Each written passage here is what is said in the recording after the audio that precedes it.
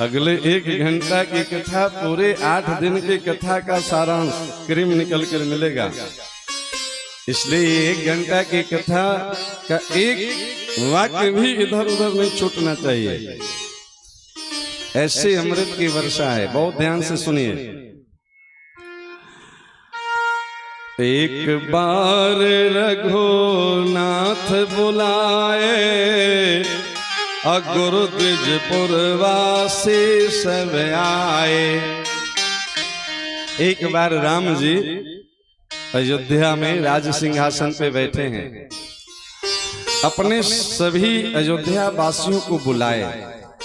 कौन कौन आए, ध्यान से शब्द पर ध्यान दीजिए, शब्द को समझिए।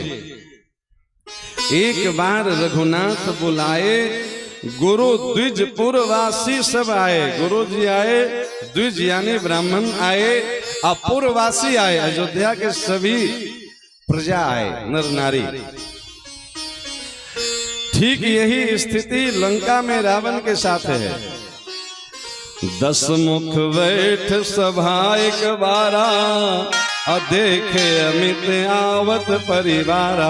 बहुत ध्यान से समझिए कि राम और रावण में फर्क क्या है। राम भी सभा में बैठे हैं और रावण भी लंका के सभा में बैठे हैं। दोनों सभा बुलाया। राम के सभा में कौन आए, तो गुरु द्विजपुर वासी सब आए। गुरु जी आए, ब्राह्मण आए और सब अयोध्या वासी आए। रावण की सभा में कौन आया, तो देख अमित आपन परिवार, सिर्फ अपने परिवार आए। जो सिर्फ अपने तक सिमट जाए, ये पहला लक्षण है राक्षसी प्रवृत्ति का। क्योंकि हमारी संस्कृति देव संस्कृति है, देने की संस्कृति है।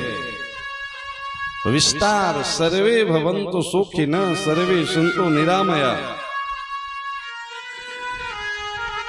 रावण का परिवार कितना बड़ा, तो गोस्वामी जी तो खैर एक लाइन में क्लोज कर दिए चैप्टर। गने को पार निशाचर जाति, अरे कौन गणना करे राक्षसों की, क्या जरूरत है। कौन इसके स्मृति चिन्ह बनने वाले हैं। लेकिन कबीर दास जी गणना लिखते हैं, 1 लाख पुत्र 1.25 लाख नाती, 1 लाख पुत्र और 1.25 लाख पौत्र। सोचिए, इतना वोट उसके अपने घर में था, कौन उसको राजा बनने से रोकेगा जी।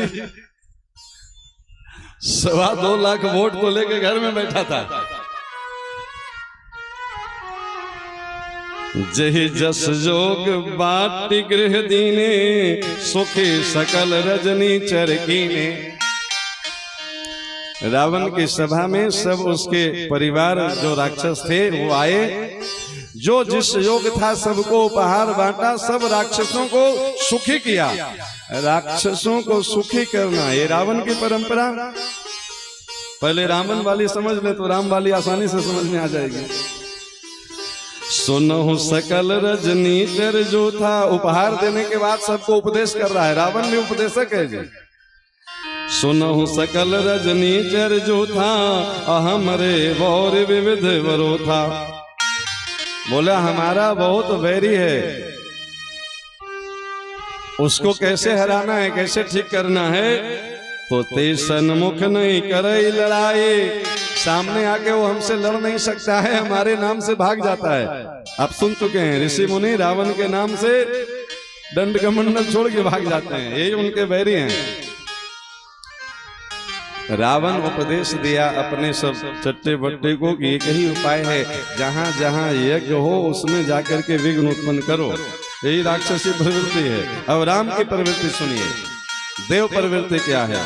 तो एक बार रघुनाथ बुलाए, गुरु द्विजपुर वासी सब आए। राम जी अपने सभा में बुलाए, गुरु जी आए, ब्राह्मण आए और सब अयोध्या वासी आए। सबको राम जी भी उपदेश कर रहे हैं। रावण के उपदेश और राम के उपदेश में अंतर समझिए। सुनहु सकल पुर जन मम वाणी, कहो न कछु ममता दुर आनी। हे हमारे अयोध्या के नगरवासी पुरवासी, बड़े ध्यान से हमारी वाणी को सुनिए। अति प्रिय माही यहाँ के वासी। ऐसे तो हमें सब प्रिय हैं, पर अयोध्या के लोग हमको ज्यादा प्रिय हैं। अति प्रिय मोह यहाँ कर वासी। अयोध्या के लोग हमको बहुत अधिक प्रिय हैं, इसलिए हम आपसे कुछ कहना चाहते हैं। भगवान कहिए तो सोई सेवक प्रियतम मम सोई। देखिए भगवान अपना सेवक और अपना प्रेमी किसको मानते हैं? अपने आप को चेक करिए कि हम उस कैटेगरी में हैं कि नहीं है। भगवान कह रहे हैं कि सोई सेवक प्रियतम मम सोई, मम अनुशासन माने जोई। समझ में आया? राम जी कह रहे हैं कि जो मेरा अनुशासन मानता है वही मेरा सेवक भी है और मेरा प्रेमी भी है। अयोध्या के लोग बड़े प्रसन्न हुए कि महाराज अयोध्या में बहुत बड़े बड़े राजा हुए आप ही के कुल में। दशरथ जी हुए, अज जी हुए, दिलीप जी हुए, रघु जी हुए, भगीरथ जी हुए, हरिश्चंद्र जी हुए, अनेक प्रतापी राजा हैं। शासन तो सबकी अच्छी रही, पर पहली बार हमारे राजा अनुशासन की बात बता रहे हैं। शासन और अनुशासन में अंतर क्या है? शासन करना पड़ता है और अनुशासन भीतर से समझ में आ जाती है। अनुशासन नहीं समझ में आए तब प्रशासन की जरूरत पड़ती है। नहीं, किसी मोहल्ले में अनुशासन खराब हो तो सरकार शासन को भेजती है। शासन की जरूरत ही तब पड़ती है जब अनुशासन लोग नहीं समझने लगते हैं, अपनी अपनी अनुशासन समझने लगे। ये राम राज्य की पहली नींव है। और राम जी इसी को अपना भगत मान रहे हैं, इसी को अपना प्रेमी मान रहे हैं। सोई सेवक प्रियतम मम सोई, अमन अनुशासन माने जोई। अपने मन से मेरा अनुशासन जो माने वही मेरा प्रेमी जन है, वही मेरा प्रिय है, वही मेरा भक्त है। एक शब्द में कहें तो राम जी कह रहे हैं वही सब कुछ है मेरा। आप सब हमारे सेवक भी हैं, प्रेमी भी हैं, भक्त भी हैं। आपसे हम कुछ कहना चाहते हैं, सरकार आज्ञा करिए। हम आपके मुखार बिंद से कुछ सुनने के लिए लालायित हैं। अब राम जी देखिए क्या उपदेश कर रहे हैं, बहुत अद्भुत उपदेश है राम जी का। जो अनीति कछु भाखो भाई, तो मोहे पर जो भय बिसराई। क्या उपदेश है? आप घर में बैठ के माला जपिए, फूल चढ़ाइए, चंदन चढ़ाइए, मिश्री चढ़ाइए, लड्डू चढ़ाइए, नहीं। जो अनीति कछु भाखो भाई, आप सब हमारे प्रेमी हैं, हम आपके राजा हैं। अगर गलती से भी हम कुछ अनीति की बात कहें, जो अनीति कछु भाखो भाई, तो मोहे बरजो भय बिसराई। तो आप भय छोड़ करके हमें रोकिएगा। ये राम जी का अनुशासन है। मतलब क्या है जी? हम भी गलती करें तो आप आकर के समझाने में भय मत मानिएगा कि ये राजा हैं, हम कैसे बोले, ये क्या मानेंगे मेरी बात। नहीं नहीं, तो मोहे बरजो भय बिसराई। आपका यही धर्म होना चाहिए, यही मेरा उपदेश है। नेत्र भर आए अयोध्या के लोग कि राम जी और अनीति करें। हम सोच राम जी अनीति करें ऐसा सोचना भी अपराध है। राम जी ये अपने माध्यम से प्रजा को सिखा रहे हैं कि जब हम अनीति करें वह भी क्षम नहीं है तो आप तो कर ही कैसे सकते हैं। नहीं जी, जब हम खुद ही कह रहे हैं कि हम अनीति करें तो आप आके रोकिए, तो फिर आपको अनीति करने की छूट है। मतलब कोई व्यक्ति नीति विरुद्ध जीवन न जिए, ऐसा उपदेश है राम जी। सब अयोध्या वासी गदगद हो गए। ऐसो को उदार जग माही। ऐसा उदार राजा कौन होगा जो प्रजा को ये छूट दे रही हैं कि कभी हमसे भी गलती हो जाए तो आप भय छोड़ के, संकोच छोड़ के आ जाइएगा हमको संभालने के लिए, समझाने के लिए, रोकने के लिए। इसे रामराज कहते हैं। रामराज मतलब भय मुक्त राज। किसी को, अच्छा राजा से अगर प्रजा को भय रहेगा जी तो प्रजा जाएगी राजा को मनाने, रोकने। भय मुक्त राज, प्रेम का राज, सद्भाव का राज, इसे रामराज कहते हैं। राम जी बोले ये तो हमारे अनुशासन हो गया, अब कुछ आपके अनुशासन भी बता दें। महाराज कृपा करिए, मेरी अनुशासन। बड़ी अद्भुत उपदेश है जी राम जी का, एकदम एक एक शब्द पीने लायक है। राम जी क्या बोले प्रजाजनों को? अच्छा एक बात समझिए, राम जी जब प्रजाजनों को उपदेश कर रहे हैं तो हम आप सब राम जी की प्रजा हैं कि नहीं है? ये उपदेश हमारे लिए, आपके लिए है। ये मत समझिएगा कि सब अयोध्या वालों के लिए है। हम आप सब अयोध्या वासी हैं। कहाँ अवध जहाँ राम निवास हो। राम जी हमारे आपके हृदय में है कि नहीं है? हृदय विराजत अवध बिहारी। तो जिस हृदय में राम जी हैं वो शरीर अयोध्या है और ये जीव अयोध्या वासी है। ये जीव मात्र के लिए, प्राणी मात्र के लिए उपदेश है। बहुत अद्भुत। राम जी क्या उपदेश कर रहे हैं जीव के लिए? बड़े भाग्य मानुष तन पावा, बड़े भाग्य मानुष तन पावा, सुर दुर्लभ सद ग्रंथ निगावा, सुर दुर्लभ सद ग्रंथ निगावा। राम जी बोले भैया एक बात बताएं। जी सरकार। तो बड़े भाग्य मानुष तन पावा। ये मनुष्य का शरीर जो है ना जी बहुत भाग्य से मिला है। ये हमारे आपके किसी पुरुषार्थ का फल नहीं है, ये मेरे राम जी के कृपा का फल है। कबहू की कर करुणा नर देही, देत ईस बिन हेतु सनेही। बिना कोई हेतु के दिए हैं कृपा करके। पर क्यों दिए हैं प्यारे? Eat drink and B Mary, खाओ पियो मौज करो, बच्चे पैदा करो मर जाओ, इसी के लिए मानव जीवन है। किस बात के लिए बड़े भाग्य है? सुर दुर्लभ इसको बताया गया है। देवताओं के लिए भी दुर्लभ। इसको ऐसे समझिए, आपको कहीं की यात्रा करनी हो और ट्रेन की रिजर्वेशन आप 2 महीना पहले से लिए हैं, एसी फर्स्ट क्लास का, और ट्रेन छूट जाए मौके पर, आप 5 मिनट लेट हो जाएं तो कितना तकलीफ होती है। महाराज बहुत जरूरी काम था, अब फिर कल ट्रेन मिलेगी। अब मान लो साप्ताहिक ट्रेन हो, उस रास्ते पे एक हफ्ता दूसरी ट्रेन ही न जाए तो कितना कष्ट होगी। और मंथली ट्रेन हो तो महीने में एक ही ट्रेन जाती थी, वो छूट गई, कितना नुकसान होगा।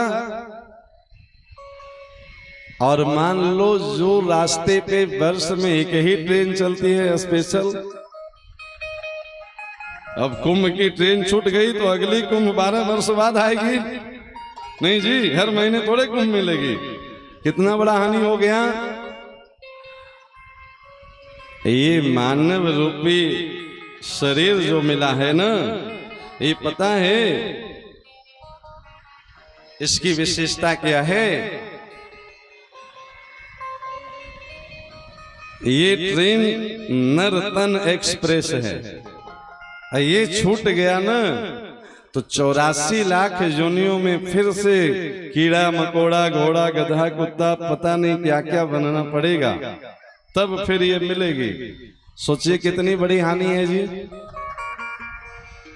ये नर्तन ट्रेन छूटना चाहिए कि इसका सीट पे बैठ जाना चाहिए।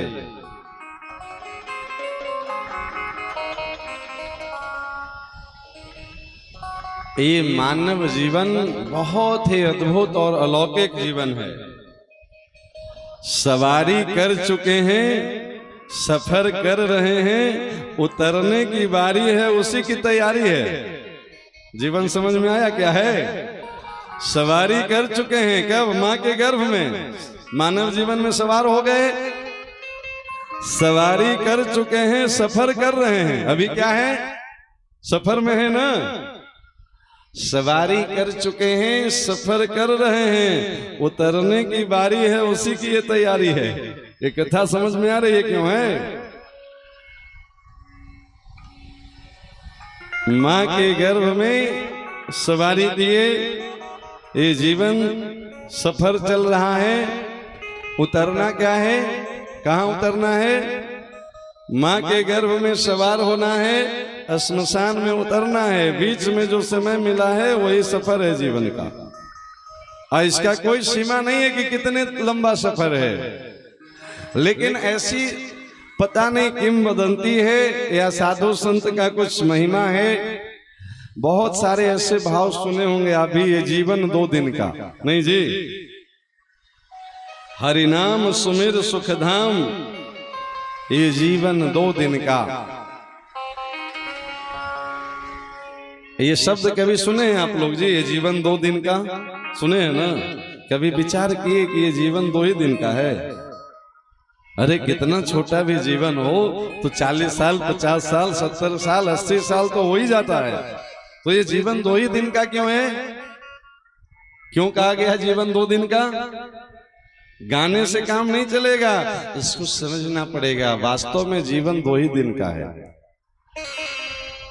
हम 100 साल जिए या 500 साल जिए, पूरे जीवन में 2 ही दिन महत्वपूर्ण है। पहला दिन जन्म का और दूसरा दिन मृत्यु का। और इसके बीच में जो समय मिला है, इसी को जीवन कहते हैं प्यारे। इसलिए ये जीवन 2 दिन का। जन्म अपने हाथ में नहीं था। कहाँ जन्म होगा, किस परिवार में जन्म होगा, कौन सा शरीर मिलेगा, ये अपने हाथ में नहीं थी। पर मृत्यु को संवार लेना ये अपने हाथ में है। ये तैयारी कर सकते हैं। ये सब साधु शाही वाक्य है जी। ये जीवन 2 दिन का सिर्फ गा करके निकल जाने से काम चलेगा? पूरे जीवन में यही 2 दिन महत्वपूर्ण है। और इस मानव जीवन में आकर के भी बात नहीं बनी तो कब बनेगी? अब न बनी तो फिर कब बनेगी? अब न बनी तो फिर कब बनेगी? यहाँ न बनी तो फिर कहाँ बनेगी? यहाँ न बनी तो फिर कहाँ बनेगी? अब न बनी तो फिर कब बनेगी? अब न बनी तो फिर कब बनेगी? यहाँ न बनी तो फिर कहाँ बनेगी? यहाँ न बनी तो फिर कहाँ बनेगी?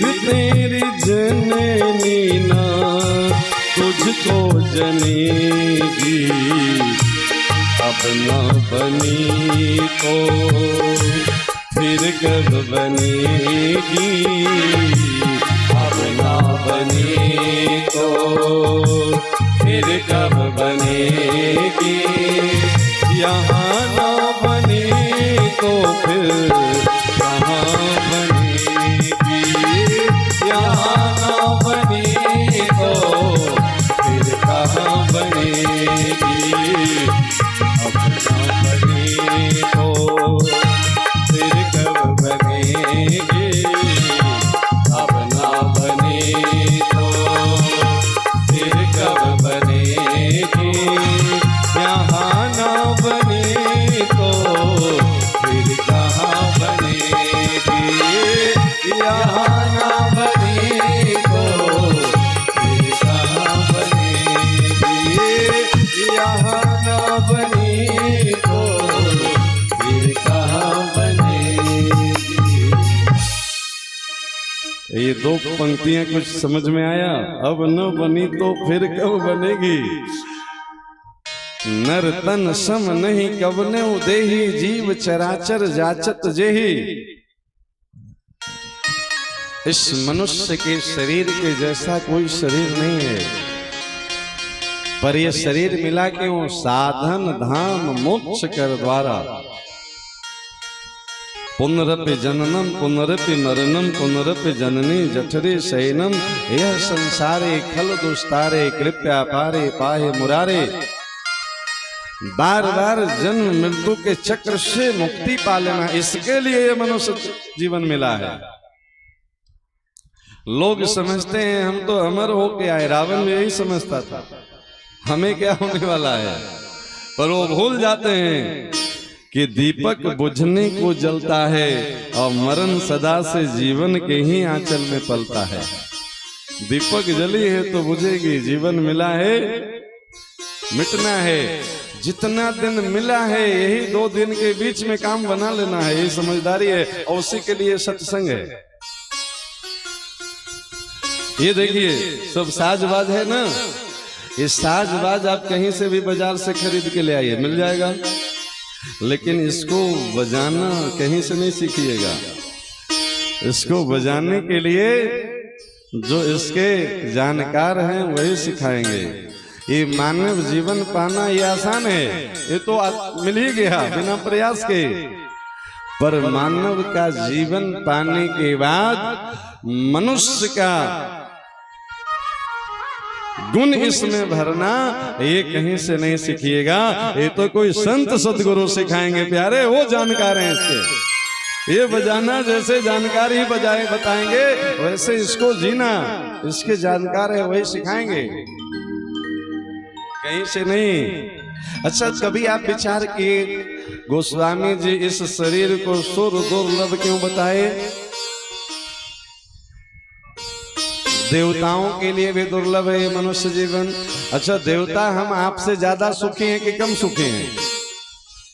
अरे महाराज देवता लोग के पास स्वर्ग में कल्प वृक्ष है, जो इच्छा करें वो उपलब्ध हो जाती है। मनोरंजन के लिए आप तो घंटा 2 घंटा टीवी चैनल खोलते हैं, वहां एक से एक अप्सरा रंभा तिलोत्तमा से लेकर के मेनका आदि उर्वशी भरी पड़ी है, दिन भर वो नाच नाच करके और सबको खिला पिला रही है, और करना क्या काम कुछ नहीं, और मन मानी मौज। और उसके बाद भी देवता मनुष्य शरीर धारण के लिए लालायित रहते हैं। क्यों? कभी विचार किए इस मनुष्य जीवन की विशेषता क्या है? देवताओं का शरीर मतलब 5 स्टार होटल का जीवन नहीं, 7 स्टार होटल का जीवन। लेकिन आप कभी 7 स्टार होटल में चले जाइए, रूम में सब सुख का उपयोग कर सकते हैं। वहां सोफे पर सो जाइए, गद्दे पर बैठ जाइए, एसी चला लीजिए, जब बेल बजाइए तो चाय कॉफी गर्म पानी ठंडा पानी जो कहिए आ जाएगा। नहीं, लेकिन उस 5 स्टार 7 स्टार होटल में कहिए कि नहीं एक दरवाजा तोड़ करके इधर लगा देंगे, इधर की खिड़की इधर खोल देंगे, कर सकते हैं? क्यों जी, ये सुविधा है वहां कि महाराज इस बेड का जो गद्दा है ये निकाल के बाहर फर्श पे डाल दें, इस पे चटाई बिछा के सोएंगे, कर सकते हैं ऐसा? बात समझ में आई? यही स्वर्ग है, 5 स्टार 7 स्टार। वहां के सुख का उपभोग कर सकते हैं, वहां मनमानी कर्म नहीं कर सकते हैं। देवताओं को ये सुविधा नहीं है। 5 स्टार 7 स्टार होटल का सुख तो ले सकते हैं, वहां आपकी मनमानी नहीं चलेगी, तुरंत अटैची आपका बाहर रख दिया जाएगा, समझे कि नहीं? एक दूसरा और जगह है जेल में, वहां भी लोग रहते हैं, वहां भी मनमानी नहीं चलेगी, जो मिले सो पाइए, जैसे मिले वैसे रहिए। न जेल वाले लोग मनमानी कर सकते हैं, न होटल वाले। घर वाले मनमानी कर सकते हैं। नहीं, ये घर का डिजाइन अच्छा नहीं लगा जी, कोई बढ़िया इंजीनियर को बुलाइए और यहाँ पे जो है सो इसके जगह पे दूसरा बिल्डिंग बनाएंगे। आपका घर है, तोड़ सकते हैं, कोई मना करेगा? आप नया बना लीजिए। फिर समझ में आया कि नहीं नहीं ये वास्तु के अनुसार नहीं बना है, तो इसका जो है सो रूम इधर कर देंगे, किचन इधर, बाथरूम इधर, कर सकते हैं। ये सुविधा न होटल में है न जेल में है। क्या मतलब? होटल वाला जीवन देवताओं का जीवन, जेल वाला जीवन पशुओं का जीवन, और घर वाला जीवन हमारा आपका जीवन। इसीलिए इसको कर्मण्येवाधिकार अस्ते मां फलेषु कदाचन। मनुष्य योनि मतलब कर्म योनि।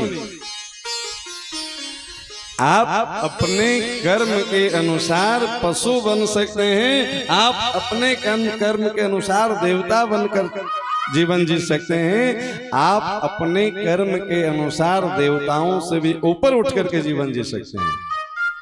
दशरथ जी कई बार देवताओं को मदद करने जाते थे स्वर्ग में, देवराज इंद्र को, तो देवता से श्रेष्ठ जीवन था ना जी मनुष्य का। आफत आई स्वर्ग पे, मदद करने पृथ्वी वाले जा रहे हैं, बताइए।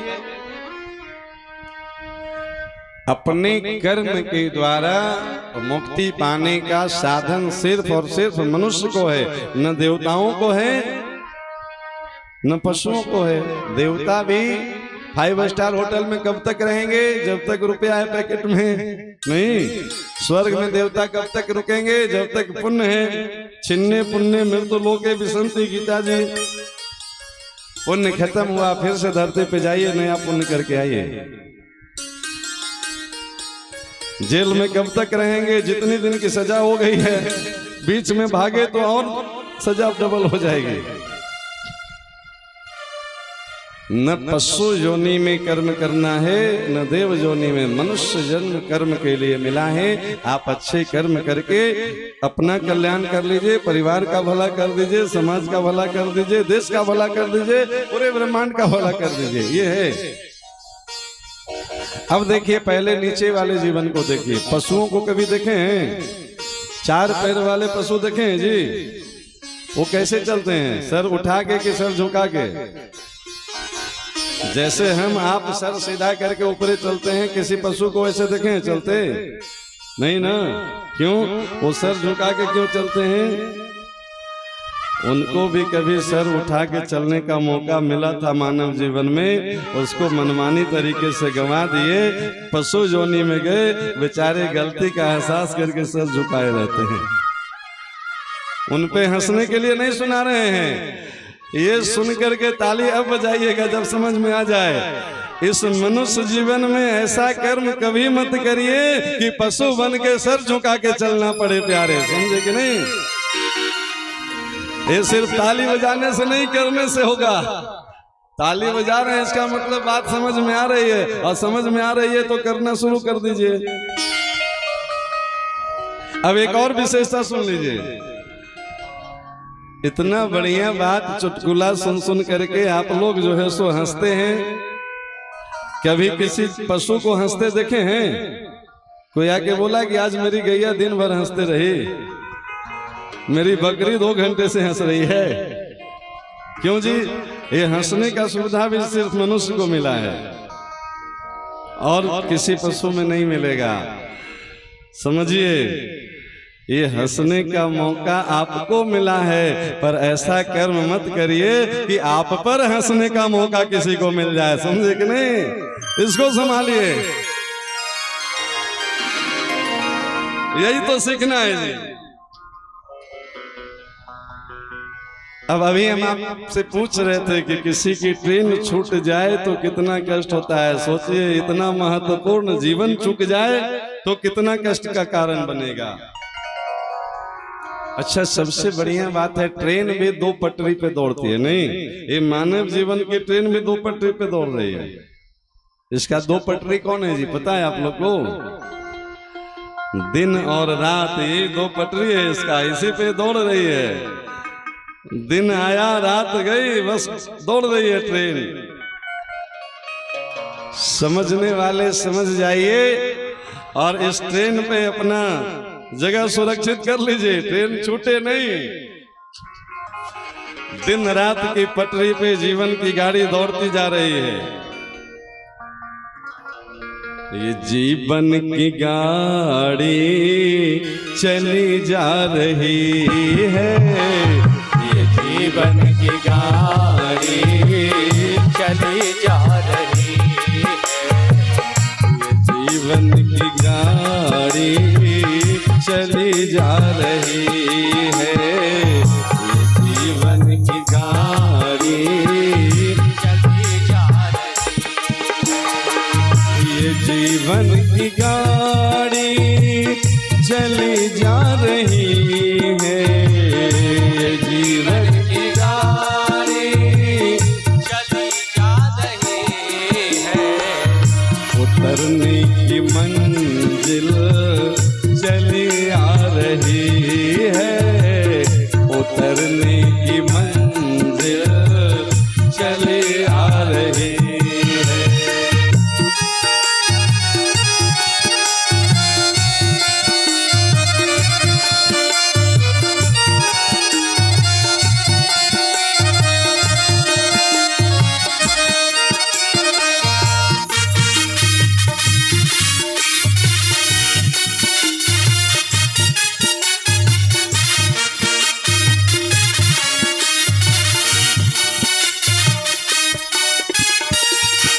नर्तन की ट्रेन में आयु रिजर्वेशन, नर्तन की ट्रेन में आयु रिजर्वेशन, अहंकार सीट है डिब्बा है मन, अहंकार सीट है डिब्बा है मन। ये श्वासा ही रफ्तार बदला रही है, ये श्वासा ही रफ्तार बदला रही है, उतरने की मंजिल करीब आ रही है, उतरने की मंजिल करीब आ रही है।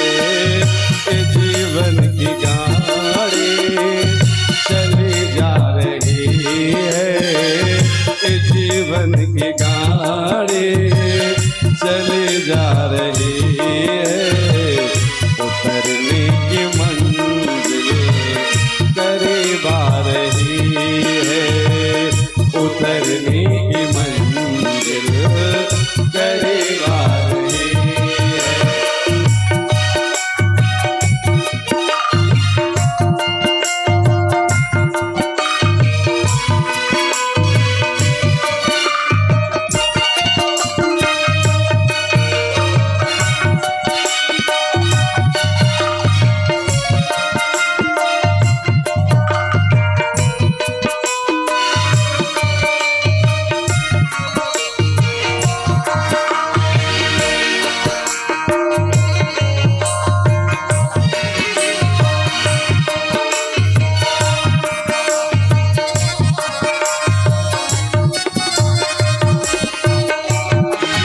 सबसे पहले देखा था बचपन का स्टेशन, सबसे पहले देखा था बचपन का स्टेशन, सबसे पहले देखा था बचपन का स्टेशन। सबसे पहले देखा था बचपन का स्टेशन।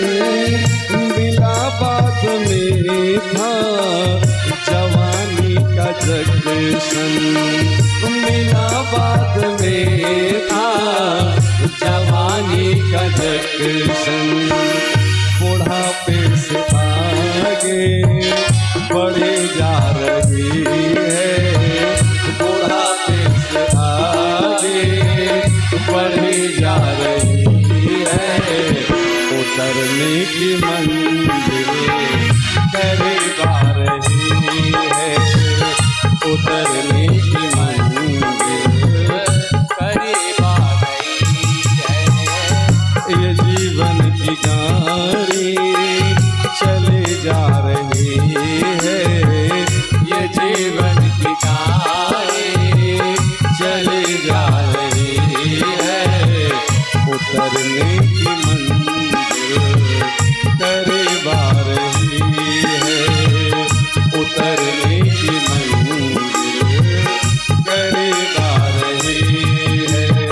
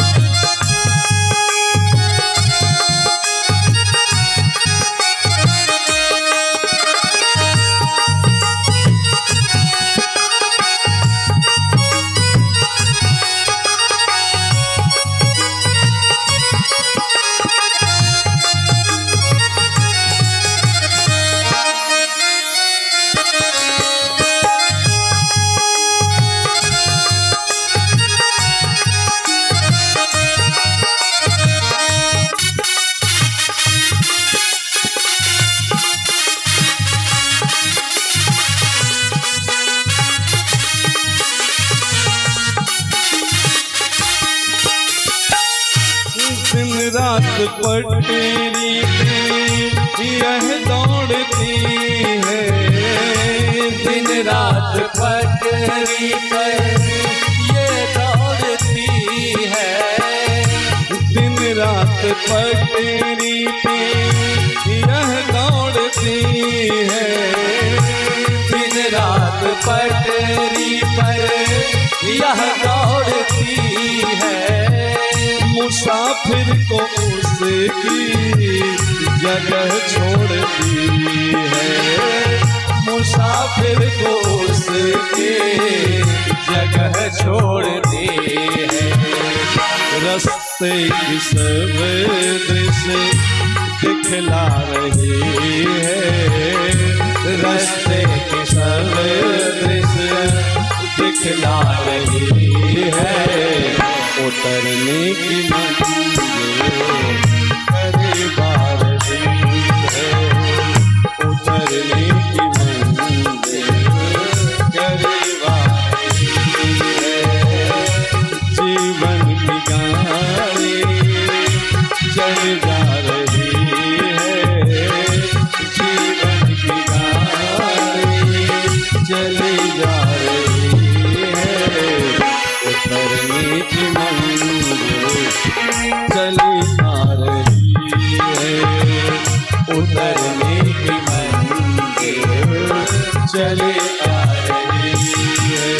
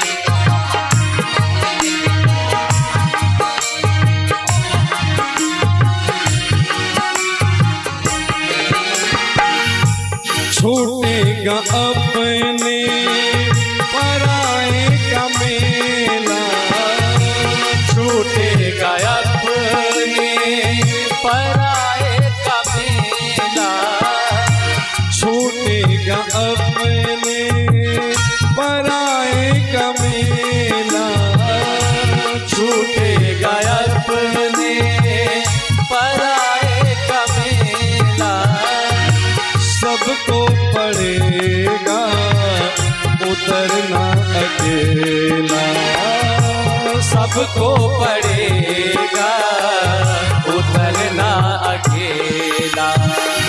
तबीयत बहुत यार घबरा रही है, तबीयत बहुत यार घबरा रही है।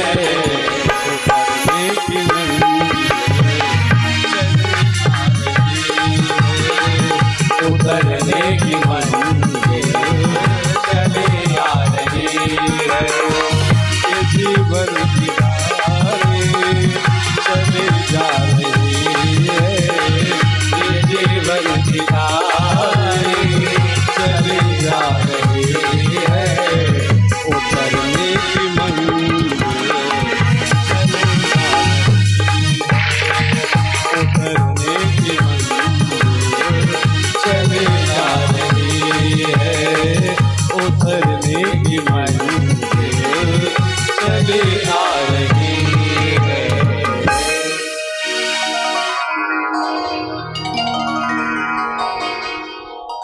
अभी जो आप सुन रहे थे ना, ये पूरी एक एक पंक्तियां कथा है, और कथा नहीं, जीवन की अद्भुत रहस्य से भरी पंक्तियां हैं। सबसे पहले देखा था बचपन का स्टेशन, बचपन का स्टेशन पे पहली बार गाड़ी पकड़ी, उसके बाद क्या मिला? तो मिला बाद में था जवानी का जंक्शन। स्टेशन और जंक्शन में अंतर क्या होता है? जंक्शन उसको कहते हैं जहां से अन्य अन्य गाड़ियों को जाने का भी मार्ग खुलता हो, एक से अनेक रास्ते हैं। इस जंक्शन पे जवानी खड़ी है, आप चाहें तो परमार्थ के रास्ते पे चल दें, परमार्थ की गाड़ी पकड़ लें, आप चाहें तो स्वार्थ के रास्ते पे चल दें, आप चाहें तो राक्षसी प्रवृत्ति को जीवन में धारण कर लें, आप चाहें तो पशु प्रवृत्ति को धारण कर लें, आप चाहें तो देव प्रवृत्ति से भी ऊपर का जीवन जी लें। ये है जंक्शन प्यारे जवानी का, ये बीच का जंक्शन है।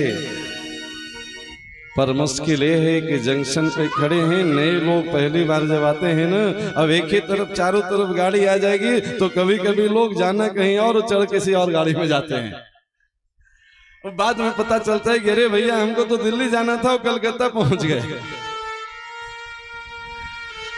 नर्तन सम नहीं कवनो देही, जीव चराचर जाचत देही, साधन धाम मोक्ष कर द्वारा, पाई न जय परलोक सुधारा। इसको पाने के बाद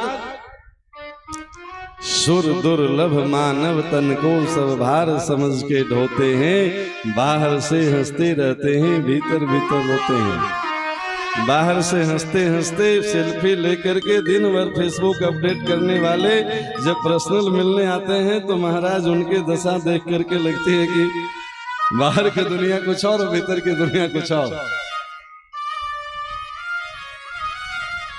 ये हम कहीं पुस्तक से पढ़ के नहीं बता रहे हैं, आप लोग के जीवन से सुन के बता रहे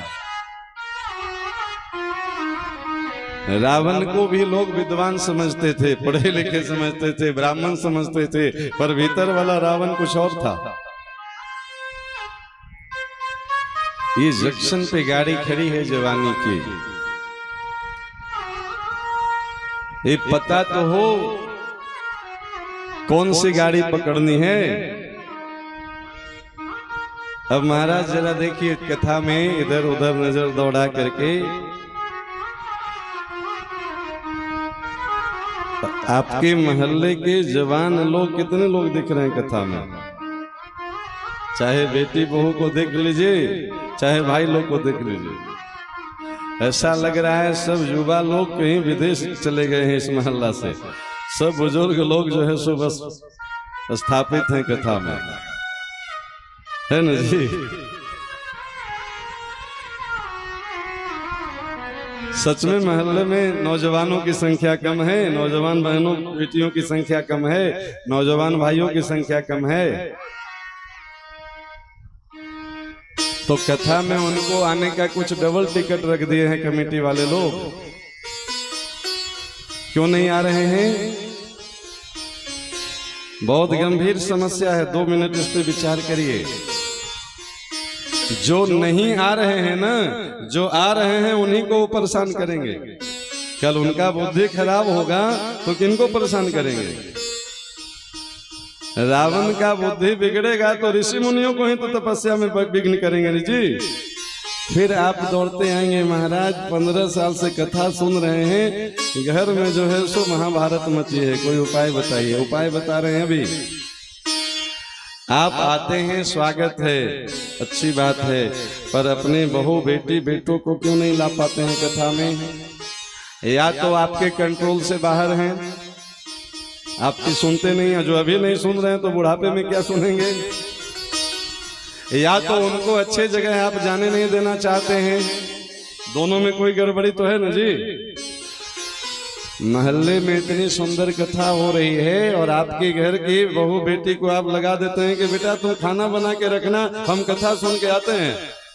तो खाना बनाने के काम में लगे हैं पर वो सब बिगाड़ने में लगे हैं आपका। आप भ्रम में हैं कि जाएंगे तो गरम गरम कचौड़ी मिलेगी, बात सब बिगड़ रही है आपकी। खाना भले गरम मिलेगी, बुढ़ापे में वो खाना बनाने वाली आपसे ज्यादा गरम मिलेगी। फिर यही आना पड़ेगा कि महाराज बेटा बहू को कुछ सन्मति दीजिए। अच्छा, शास्त्र कहता है बिन सत्संग विवेक न होई।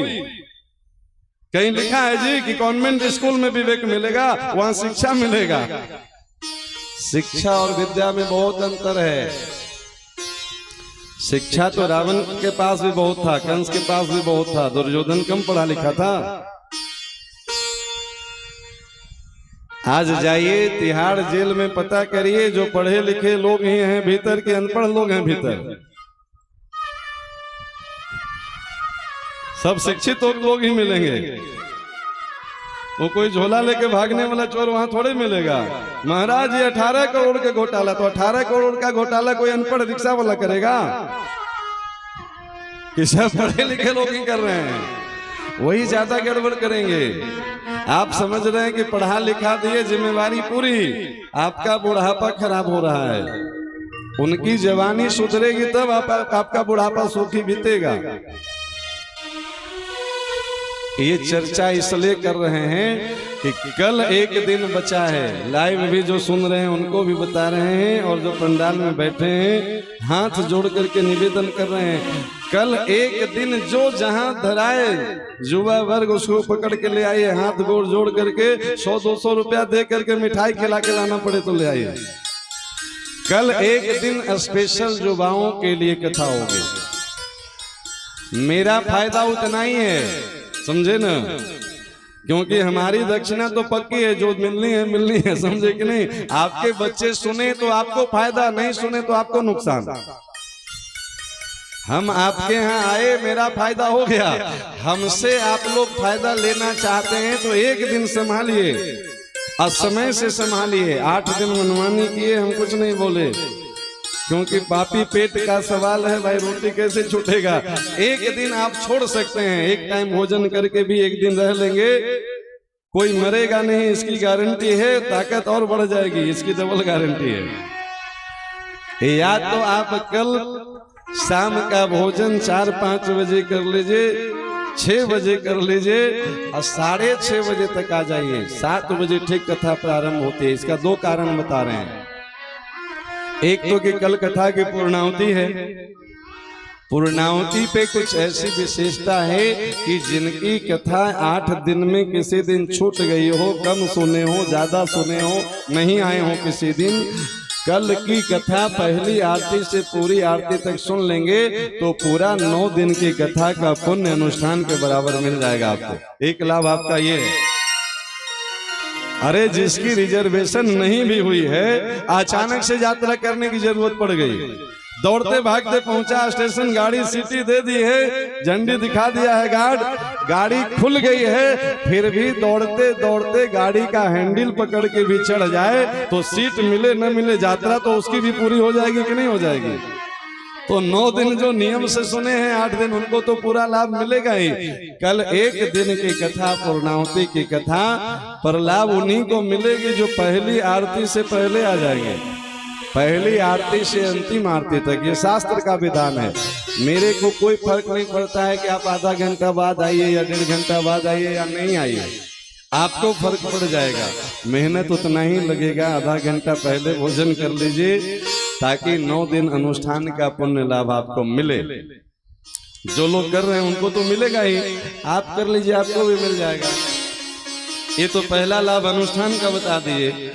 कल विशेष रूप से नौजवान बच्चे आपके घर में हो, मोहल्ले में हो, बगल में हो, 10-20 किलोमीटर दूर में कोई आपके जान पहचान वाले हैं, उनको या तो फोन करके बुला लीजिए या कहिए कि बेटा तुम 3 घंटा कथा सुन लेना। हालांकि ये संभव है, वो कह भले देगा कि सुन लेना, हम बोल देंगे मोबाइल पे, सुनेगा नहीं।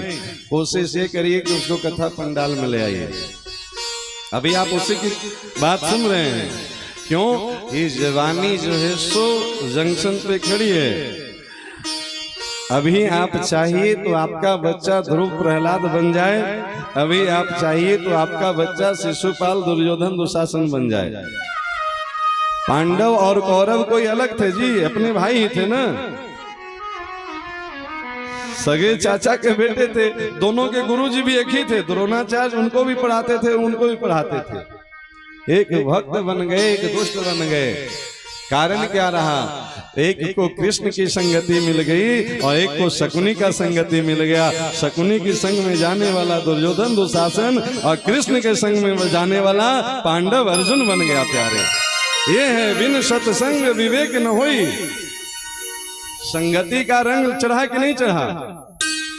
एक ही गुरु वंश में दोनों का जन्म हुआ, एक ही गुरु जी के साथ पढ़े लिखे केले खाए, एक दुष्ट कहे गए, एक भक्त कहे गए। बस संगति का प्रभाव एक शकुनी का जाल फैला था और एक कृष्ण का जंजाल फैला था। शकुनी बुराई से निकलने नहीं देता था और कृष्ण बुराई में घुसने नहीं देते थे। यही तो विशेषता थी। आप देखिए, जब जब पांडवों पे संकट पड़ी तब तब कृष्ण द्वारिका छोड़ के बैठे रहते थे आके हस्तिनापुर में पांडव को संभालने के लिए। भगवान का संकल्प है अपने भक्तों की रक्षा के लिए, संभवामि युगे युगे, हर युग में ये करते हैं। तो कल की कथा आप सबके लिए तो रहेगी, सबके लिए रहेगी, पर विशेष आपके बच्चों के लिए, बेटियों के लिए, बहुओं के लिए, बेटे के लिए, जो भी मेरी आवाज जहां तक युवा लोग सुन रहे हैं इस माइक के माध्यम से भी आपसे मेरी निवेदन है, कल 3 घंटा आप संभालिए। आपके लिए बता रहे हैं, उसमें मेरा कोई लाभ नहीं। हाँ, मेरा एक लाभ ये है कि समाज में अगर अच्छाई फैलेगी तो हम भी अपने आप को सौभाग्यशाली मानेंगे कि उस अच्छाई में मेरा भी कोई थोड़ा सा योगदान रहा। मेरे कहने से भी आपके जीवन में कुछ अच्छा मिल जाए तो ये सुन करके भी हमें अच्छा लगेगा। ये मेरा भला है, इससे मेरे देश का भला होगा, पूरे राष्ट्र का भला होगा और आप सबका तो प्रत्यक्ष भला होगा। अरे बच्चे अगर भक्त बन जाएं जी तो बुढ़ापा में माता पिता को वृद्धाश्रम भेजेंगे। बच्चे कुसंस्कारी बन रहे हैं, इसीलिए माता पिता को वृद्धाश्रम जाना पड़ रहा है।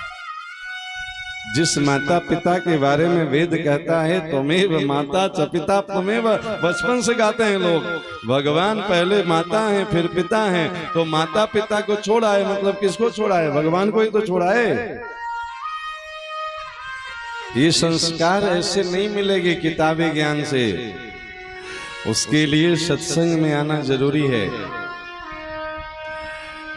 आज की ये जो अंतिम 1 घंटे की कथा हुई है सीताराम कीर्तन के बाद, कोशिश करें ये कथा ज्यादा से ज्यादा अपने घर के बच्चों को दिखाएं। यूट्यूब चैनल खोल के, यूट्यूब खोलें, डॉक्टर मनोहर मिश्र जी महाराज लिखें आज की कथा डे 8 के नाम से, उसमें लिखा हुआ रहेगा। पूरी कथा न भी देखना हो तो अंतिम का 1-1.5 घंटे का कथा देखवाइए। सत्संग के बारे में इसी मानस जी में गोस्वामी जी लिखे हैं, मज्जन फल पेखिए तत्काला काक होई पिक बकऊ मराला। अरे कौआ बैठ जाए सत्संग में तो कोयल बन जाए महाराज। तो कौआ कोई आए तब ना, यहाँ तो सब कोयल ही बैठते हैं आकर के।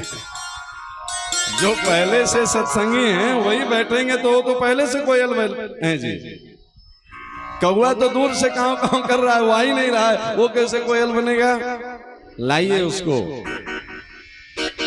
ये आपकी जिम्मेवारी है, आपके घर के बच्चे हैं अगर एक दिन भी आपके कहने से 3 घंटा नहीं बैठते हैं कथा में, तो इससे बड़ा दुर्भाग्य कुछ नहीं हो सकता है कि अभी अगर आपकी बात नहीं मान रहे हैं तो आप समझ लीजिए कि वो आगे क्या करेंगे। उनसे बहुत उम्मीद छोड़ दीजिए फिर। अब देखिए, अभी हम सुना रहे थे जीवन की गाड़ी चली जा रही है, उतरने की बारी चली आ रही है। दिन रात पटरी पे यह दौड़ती है, मुसाफिर को उसकी जगह छोड़ती है। जिसको जहां पहुंचाना है पहुंचा के रहेगा। जिंदगी तो बेवफा है, एक दिन ठुकराएगी। मौत महबूबा है, अपने साथ लेकर जाएगी, ये छोड़ेगी नहीं किसी को। कितना भी डेंटिंग पेंटिंग करवाते रहिए ब्यूटी पार्लर में, वो दिन आना है। अंतिम में सबका पाउडर ही बनना है, तो मिल करके हो जाएगा क्रीम पाउडर। नहीं जी, सब क्रीम का पाउडर बना देंगे, फिर महादेव जी का श्रृंगार बन जाएगा वो। अब 10 मिनट और बहुत ध्यान से समझिए। आज की कथा बहुत अद्भुत। अब तो हर दिन की कथा आनंद है, पर आज कुछ विशेष कृपा है राघव सरकार की। क्यों? अभी बताया ना शुरू में कि आज भक्ति और भगवान दोनों की कृपा मिल रही है ना जी। कल तक भगवान और भक्ति की कृपा अलग अलग प्राप्त हो रही थी, आज दोनों की कृपा साथ साथ हुई है, तो कुछ तो विशेषता है। सुकृत मेघ बरसहि बहु बारी,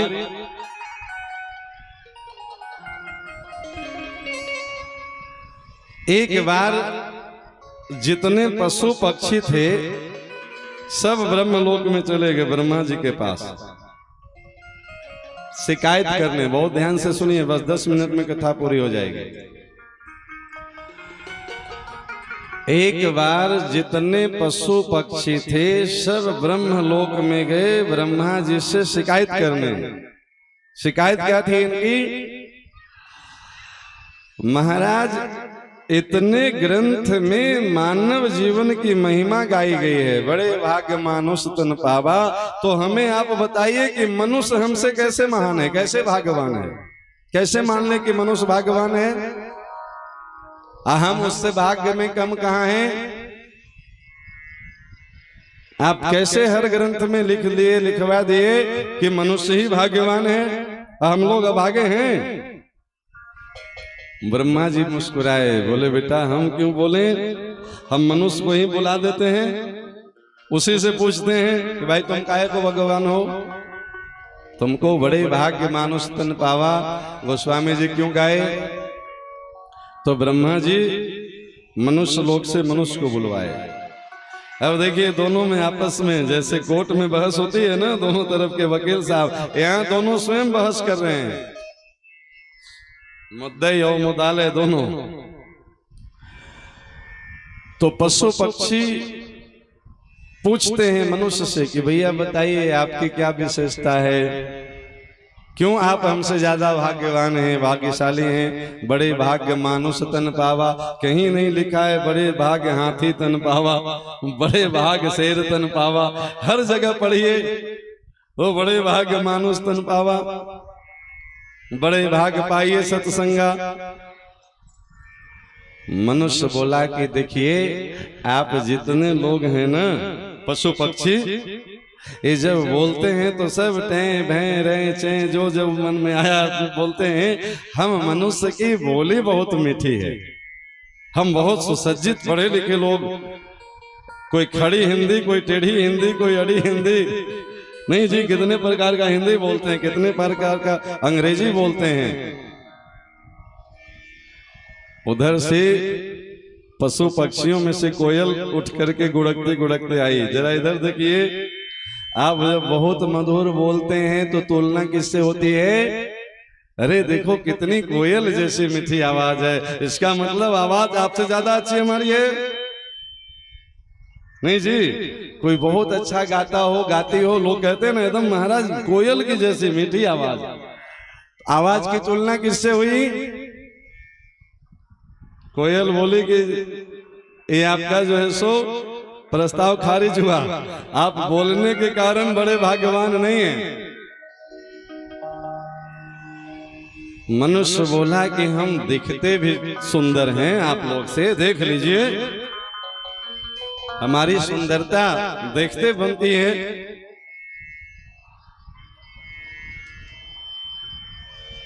आंखें कितनी सुंदर, शरीर कितना सुंदर, स्वरूप कितना सुंदर। तो उधर से हिरन आई दौड़ते दौड़ते, बोले भाई साहब हेलो, लुक एट मी, जरा हमको देखिए। आपकी आंखें बहुत सुंदर होती है तो तुलना किससे लोग करते हैं? ये हिरनी जैसी आंखों वाली, नहीं जी, तुलना करते हैं ना। आंख बहुत सुंदर तो हिरन जैसी, नाक बहुत सुंदर तो तोते जैसी, चाल बहुत सुंदर तो मोरनी जैसी, ताकत बहुत तो शेर जैसा गरज रहा है आदमी, नहीं गजगामिनी चाल। किसी की तुलना हाथी से, किसी की तुलना शेर से, किसी की तुलना तोते से, किसी की तुलना मोर से। बहुत अच्छे तैरिए तो एकदम मछली जैसा तैराकी करता है। सारग्राही है तो हंस जैसे सारग्राही हैं। सब तुलना पशु पक्षियों से आपकी दी जाती है। आपकी विशेषता क्या है? मनुष्य बोला कि हम आप लोग से ज्यादा चालाक हैं। आप लोग पशु पक्षी हैं, हम मनुष्य हैं, चालाकी में आपसे आगे हैं। उधर से कौवा दौड़ करके आया, काँव काँव करते, जरा इधर देखिए, हमसे ज्यादा चालाक नहीं। कोई व्यक्ति बहुत तेज होता है तो कहता है कौवे जैसा चालाक, नहीं जी। कौवा कितना चालाकी करता है, अपने अंडे को ले जा करके, कोयल अपने अंडे को ले जाके कौवे के पास रख देती है और कौवा उसको अपने अंडे के साथ साथ सेवन करती है। इसलिए करती है, उसको पता है कि प्यारे अंडा किसी का भी हो, परमार्थ करना हर जीव का धर्म है। लोग उसको मूर्ख समझते हैं, वो चालाक है। परमार्थ को धर्म बताया गया है कि नहीं बताया गया है? बोले हमसे ज्यादा परमार्थी भी कोई नहीं होगा। हम मूर्ख नहीं है, हमें पता है, हम पहचानते हैं। कोई भी माँ अपने बच्चे को भूलती है? 100 बछड़े में से खोल दीजिए, गैया अपनी बछड़े को पहचान लेगी। इसलिए ये समझना आपकी मूर्खता है कि कौवा मूर्ख है, हम बहुत तेज हैं, आपकी चालाकी गई। मनुष्य बेचारा ऊब चुका था, बोला चलो हम मान लिए कि हम सबसे मूर्ख हैं।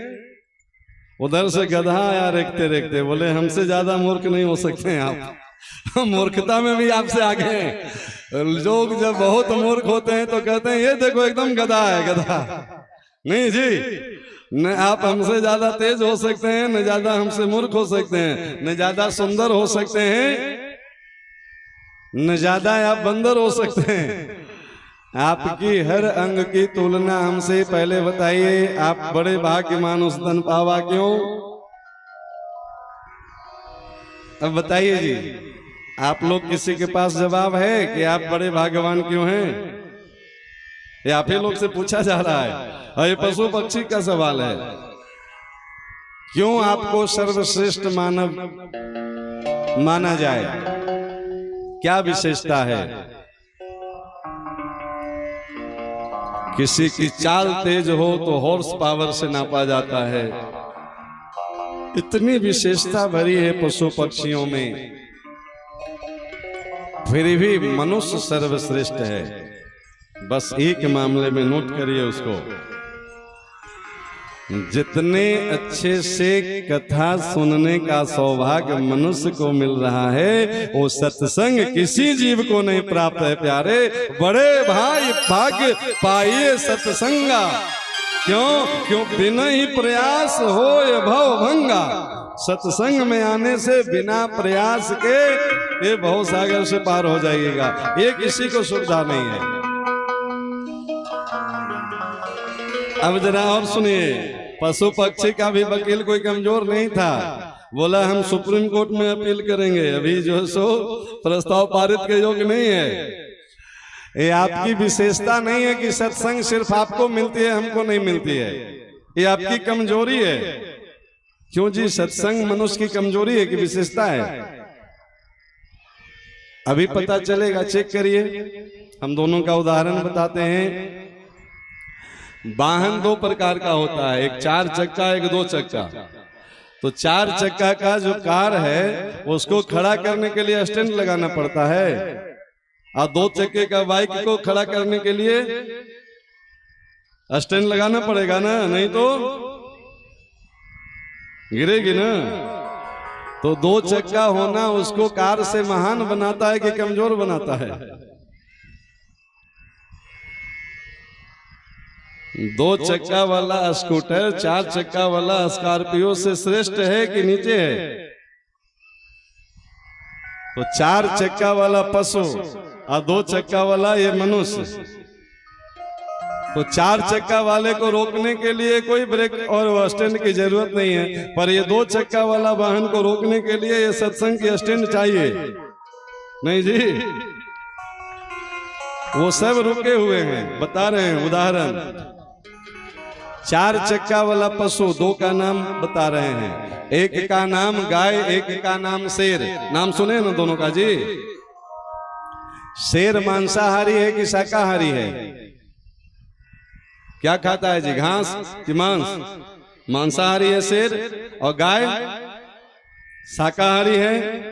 अब देखिए, गाय को ये पता है कि हमको घास खाना है, मांस नहीं खाना है। शेर को ये पता है कि मांस खाना है, घास नहीं खाना है। ये मनुष्य 2 चक्का वाला, इसको पता ही नहीं है कि हमको मांस खाना है कि घास खाना है। जो मिले वही खा लो, हड्डी मिले तो वो चूस लो, और पालक पनीर मिले तो वो भी पालो, समझे कि नहीं? तो ये 2 चक्के वाला लुढ़कने का डर इसको ज्यादा है ना। जिधर देखा उधर काउंटर लगा, उधर चल दिया, उधर लगा तो उधर चल दिया।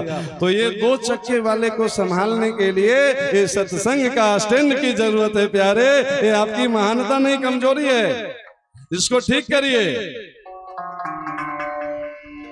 अब हम हाथ खड़ा नहीं करवाएंगे, लाइव कथा चल रही है। सत्संग में बैठने वाले भी कितने लोग जो है सो पांख नोचते रखते हैं, समझे कि नहीं? मौका मिले तो जो है सो हड्डी चूसने से बाज नहीं आएंगे, और मौका मिले तो माता रानी का जगराता भी करवाने से बाज नहीं आएंगे। अब बताइए, सत्संग करने का फायदा क्या हुआ?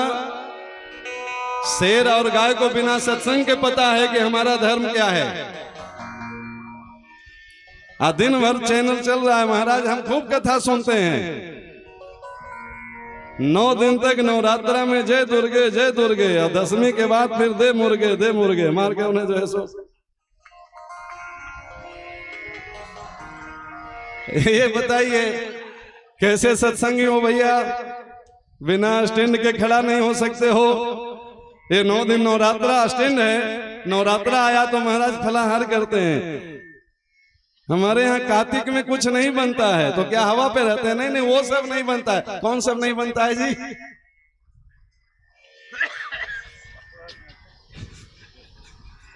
महाराज कार्तिक में नहीं बनता है, बाकी 11 महीना तो बाकी तो सब चलता है। ये सब सत्संगी लोग हैं। पूछिए तो हम भारत के सब कथावाचकों को सुनते हैं, हमसे ज्यादा जो है सो जानते हैं। एक प्रसंग छूटे तो 4 लोग बोलने चले आएंगे, आज महाराज ये वाला नहीं सुना है। अरे महाराज, आप जितना सुने उसका लाभ क्या हुआ? सब सुनने के बाद भी गुड़ गोबर हुआ बैठा है। गुड़ गोबर समझते हैं? गुड़ और गोबर को मिला दीजिए, न खाने लायक रहा न लिपने लायक रहा, समझे कि नहीं? वो बेकार हो गई। रामायण की सब चौपाई याद है, कौन कथा छोटा कौन कथा बढ़ा सब पकड़ लेते हैं। महाराज भाग नहीं सकते हैं, लेकिन जीवन में एक भी चौपाई नहीं उतर रहा है। तो फिर वही चौपाई बनने का जुगाड़ है, 4 पैर वाला बनेगा, समझे? सब चौपाई पढ़ने के बाद भी चौपाया बनी है, ये समझदारी है। ऐसा चौपाई पढ़ने से फायदा। अब महाराज इतना बढ़िया बढ़िया तो आप भजन कथा सुना रहे थे, कहने से इधर जो है सो ले आए। अब महाराज एक दिन कथा बची है, अब भी कुछ जीवन में नहीं उतरे, तो कथा भी मनोरंजन बन के बैठ जाए। तो मनोरंजन तो आप घर में टीवी से भी कर रहे थे, उसी के लिए हम आए हैं। देखिए, मनोरंजन करना हो तो किसी कथावाचक को बुला लीजिएगा। मनोहर मिश्रा को अगली बार से बुलाना हो तो कथा सुनना हो और जीवन में कुछ बनना हो तब बुलाइएगा, ठीक है ना? भोज भंडारा करवाने वाले तो बहुत लोग मिल जाएंगे, समझे कि नहीं। गा बजा करके जो है सो टाइम पास करने वाले।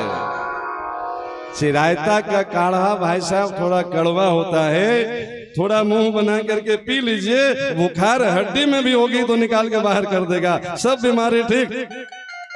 ये प्रवचन आज का थोड़ा कड़वा लगेगा आपको, क्योंकि महाराज जीव का स्वाद कैसे छोड़ दें। जरूरत पड़ी तो कथा सुनना भले छोड़ देंगे, ऐसा सुनाइएगा तो कल नहीं आएंगे आपके कथा में, है ना जी। अच्छा, कितने लोग कल कथा में नहीं आएंगे, हाथ उठा के बताइए तो। सब समझदार लोग हैं। इसका मतलब चिरायता का काढ़ा फायदा कर रहा है ना, तो दोबारा फिर बुलाने का हिम्मत करेंगे हमको, क्यों जी।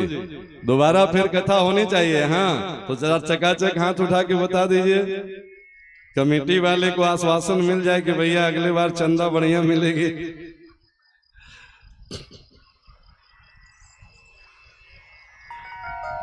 हाथ उठाए हैं तो उठाए रखिएगा, गिराइएगा नहीं उसको। हाथ उठाने का मतलब समझते हैं, सहयोग करना।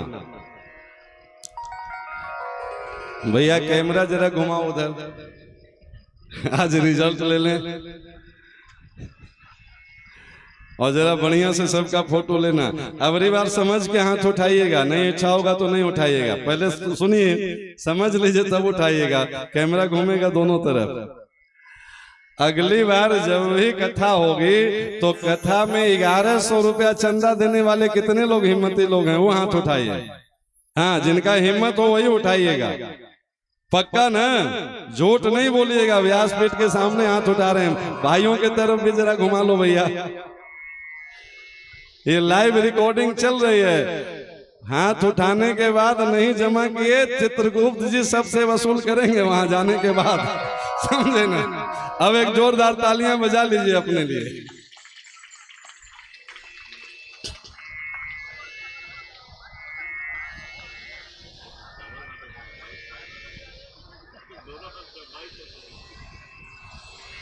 हाँ, जो लोग दोनों हाथ उठाए हैं उनको 11 दूनी 2200 देना पड़ेगा भाई, क्योंकि एक हाथ 1100 के लिए था, नहीं दोनों हाथ मतलब दुगना हिम्मत वाले लोग भी हैं। एक बार उनके लिए अलग से जोरदार तालियां बजा दीजिए। अरे अब मौज करना है जी, कथा हो गई। 8 दिन में जिसको नहीं समझ में आएगा, एक दिन में क्या समझिएगा। आप सब समझदार हैं, देखिए कितना समझदार हैं। पहले एक लिफाफा चलता, वो पोस्ट कार्ड चलता था, देखें ना आप लोग, 1.5 पेज वाला। एक पेज में लिखिए, एक पेज में आधा लिखिए और आधा फिर एड्रेस उसी पे लिखिए। अब 1.5 पेज में कितना लिख पाए, आधा पेज तो निकल जाता था कुशल सेम लिखने में। मैं कुशल हूँ, कुशल चाहता हूँ, जो लोग शेरो शायरी के अंदाज में लिखते थे तो आधा पेज तो ऐसे ही भर जाते थे। तो लिखते लिखते जब कम पड़ जाता था तो अंतिम में लोग लिख देते थे कि कम लिखना ज्यादा समझना। हम कम समझाए हैं, आप सब ज्यादा समझदार हैं। इससे ज्यादा वाले सहयोगी भी आप बन सकते हैं, ये तो एकदम कम वाला बताए हैं। आप श्रद्धावान हो तो कोई 5100, कोई 11,000, कोई 21,000, कोई ऐसे भी श्रद्धावान कभी निकलिए कि महाराज इस बार अकेले मेरे तरफ से चकाचक होगी, समझे कि नहीं, क्या दिक्कत है। नहीं तो जितने लोग हाथ उठाए हैं भैया, इतने लोग ईमानदारी से हाथ उठाए हैं तो फिर 4 दिन बाद कथा हो सकती है। लेकिन अब कब होगी ये कमेटी वाले तय करेंगे, वो आप लोग का मामला है। मेरा निवेदन है, इसको कभी हंसी में नहीं लीजिएगा, थोड़ा विनोद में हम बोलते हैं अलग बात है। इस कथा की समाज को बहुत जरूरत है, आपके भविष्य को जरूरत है, आपके बुढ़ापे को जरूरत है, आपके घर के छोटे छोटे नौनिहाल बच्चों को जरूरत है। देखिए, आप घर में नहीं रहिएगा, 4 दिन के लिए भी रूम को बंद करके जाइए, कितना बढ़िया से शीशा दरवाजा पैक हो, आइएगा तो उसमें कचरा भरा रहेगा कि नहीं भरा रहेगा। अगर घर के बच्चों को, समाज के नौजवान बेटियों को, बेटों को अगर सत्संग नहीं मिलेगी तो कुसंग से बचा नहीं सकते हैं आप। कुसंग उसके पैकेट में आप भर दिए हैं। ये जो जमजंत्र के रूप में आप बड़े प्रेम से मोबाइल लेके दे दिए हैं, पूरा कुसंग का खान है। उसका सदुपयोग भी है, हम ये नहीं कह रहे हैं कि सब दुरुपयोग ही कर रहे हैं, लेकिन उसमें सदुपयोग करना आने चाहिए, और नहीं तो दुरुपयोग तो अपने आप आ जाएगा। किसी भी चीज का सदुपयोग करना सीखें, इसके लिए उसको सत्संग में आना पड़ेगा। बिन सत्संग विवेक न होई। इसलिए कल एक दिन संभालिए अपने आप को। अगर आपको कथा अच्छी लगती है, पैसा तो बाद की बात है, अगले कथा में दीजिएगा, कमेटी को दीजिएगा, हमें देना भी नहीं है, न लेना है। ये कल तय करेगी। कल अगर आप लोग 7 बजे कथा में आ गए तब तो अगली कथा आपके यहाँ देंगे, और नहीं तो 7 बजे हमको पंडाल खाली मिला तो रुपया मिलने के बाद भी आपके यहाँ कथा नहीं मिलेगी। भैया श्रोता भी तो चाहिए। ये बाजार में बिकने वाली वस्तु नहीं है भगवान की कथा। इसका कोई कीमत क्या दे सकता है? वो तो एक व्यवस्था है, इसकी कीमत है श्रद्धा। तो हम बता रहे थे कि ये 2 पैर वाला जो वाहन है, इसी को सत्संग की स्टैंड चाहिए। जब तक ये स्टैंड हटेगा तो तुरंत वहीं पे गिर पड़ेगा। पशुओं की शिकायत चल रही थी ना ब्रह्मा जी के यहाँ। कथा बस 2 मिनट में क्लोज करते हैं। उन पशुओं में एक घोड़ा था, बेचारा बहुत देर से इंतजार कर रहा था। बोले ब्रह्मा जी जरा हमारा भी सुन लीजिए, मेरे साथ ये सब कितने अत्याचार करते हैं। बेटा तुम्हारा क्या सुने? घोड़ा बोला कि ब्रह्मा जी हमको आप बनाए ना, हम आप ही के सृष्टि के प्राणी है ना। बोले हाँ हम ही बनाए हैं। घोड़ा बोला कि देखिए आप घोड़ा के पीठ पर एक आदमी को बैठने का सीट बनाए हैं। नहीं जी, घोड़ा के पीठ पर कितने लोग बैठ सकते हैं? आप हमको बनाए और आप हमारे पीठ पे एक आदमी को बैठने का सीट बनाए, और ये बेईमान लोग जो है सो तांगा बना लिया, 12 बैठ जाता है। अब बताइए मेरे साथ कितना नाइंसाफी है। नहीं जी, ब्रह्मा जी बनाए बेचारा को 1 सीटर, अब बाकी लोग टांगा बना दिए, लगाम लगा दिए। 12 तो यहीं बैठा लेते हैं स्टैंड पे, और 4-5 को कहते हैं कि पुलिस चौकी के आगे बढ़, तुमको उधर बैठाएंगे, ओवरलोडिंग में न पकड़े जाएं। समझे ना? ये सोचिए, ये मनुष्य इसीलिए महान है। ये महान नहीं बेईमान है। ये शिकायत है पशुओं का। भैया सुनिए, इतने में बगल में भेड़ बैठी थी। बोले ब्रह्मा जी जरा हमारा भी इंसाफ करिए। आप हमारे शरीर पे बाल दिए थे कि हमारी ठंडे से रक्षा होगी, ठंड से हम अपने शरीर की रक्षा कर सकें। आप बाल बनाए हमारे शरीर पे, और ये सब बाल काट काट करके कंबल बना लेते हैं। अब बताइए मेरे साथ कितनी नाइंसाफी। बगल में तीसरी बकरी बहन खड़ी थी। बोले अरे बहन तुम्हारे साथ तो कुछ नहीं हुआ, तुम्हारे तो लोग बाल ही काटते हैं, मेरी तो गर्दन काट करके खा जाते हैं। ये सब 2 व्हीलर स्टैंड हटा नहीं जी, तुम्हारी तो बस बाल कटी कैसे भी जी लेती हो, और मेरे साथ देखो ये खाल उखाड़ ले मौका मिलते। कथा समझ में आ रही है जी? ये नाइंसाफी कितने लोग करते हैं? करना चाहिए। पेट भरने के लिए किसी जीव की हत्या कर देना, ये कहां से भक्ति का लक्षण है जी?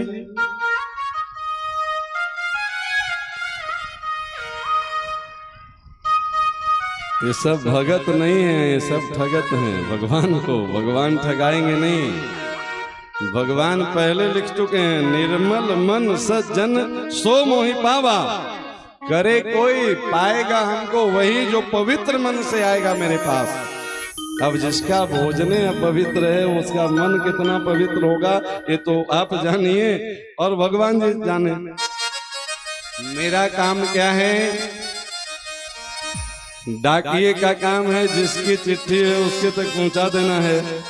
ये चिट्ठी है भगवान जी की, हर जीवात्मा तक पहुंचा देना, ये कथावाचक का काम है। मान लीजिएगा तो इसी को मानने से मेरा कल्याण हो रहा है, इसी को मानने से सबका कल्याण होगा।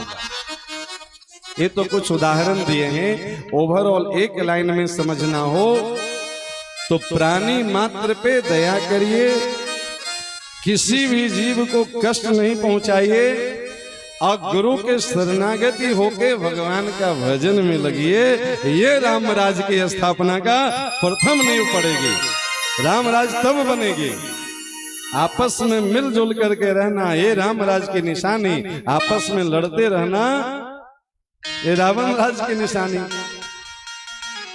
समाज में कहीं कोई अच्छा काम हो रहा हो, बढ़ चढ़ के सहयोग लीजिए। रामराज सिर्फ व्हाट्सएप और फेसबुक पे लिखने से नहीं आएगी। अरे रामराज आना नहीं है प्यारे, हम लोग रामराज में ही जी रहे हैं। रामराज में हम लोग अव्यवस्था फैलाए हुए हैं। नहीं,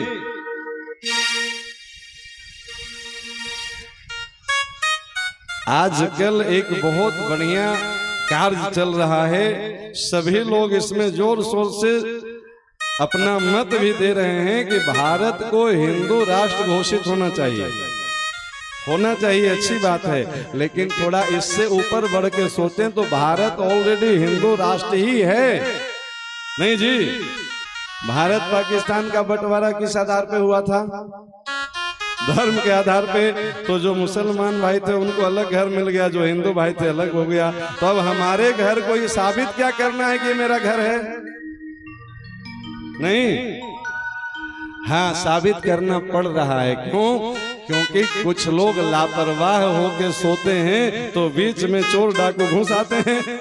वो जो गड़बड़ी फैला रहे हैं तो प्रशासन वाले आएंगे, उसको संभालेंगे, फिर से आपका घर सुरक्षित होगा। यही है हिंदू राष्ट्र की कल्पना। भारत ऑलरेडी हिंदू राष्ट्र ही है। हम आप अपने हिंदू धर्म को भूलते जा रहे हैं तो दूसरे लोग जो है सो भी होते चले जा रहे हैं। सरकार हिंदू राष्ट्र घोषित कर देगी तो सरकार आपको माथे पे तिलक लगाने आएगी, माथे पे चोटी रखने आएगी। अपना हिंदुत्व का चिन्ह कितने लोग धारण किए हुए हैं देख लीजिए। अरे धोती छोड़ के जींस पैंट पहनना सीख लीजिए, अच्छी बात है, सीखिए, लेकिन अपना ब्लड का जींस भी याद रखिए कि भीतर वाला जो जींस है हमारा वो ऋषियों का वंशज है। हम वो चिन्ह हमारे ऊपर रहना चाहिए। महाराज माथे पे तिलक लगा के चोटी रख के चलने में शर्म आती है, तो ये जो है सो सिर्फ कानून से पास हो जाने से होगा। हमको जीवन में धारण करना होगा, आपको जीवन में धारण करना होगा। और ये धारण करने के लिए ये कथा बहुत जरूरत है समाज में।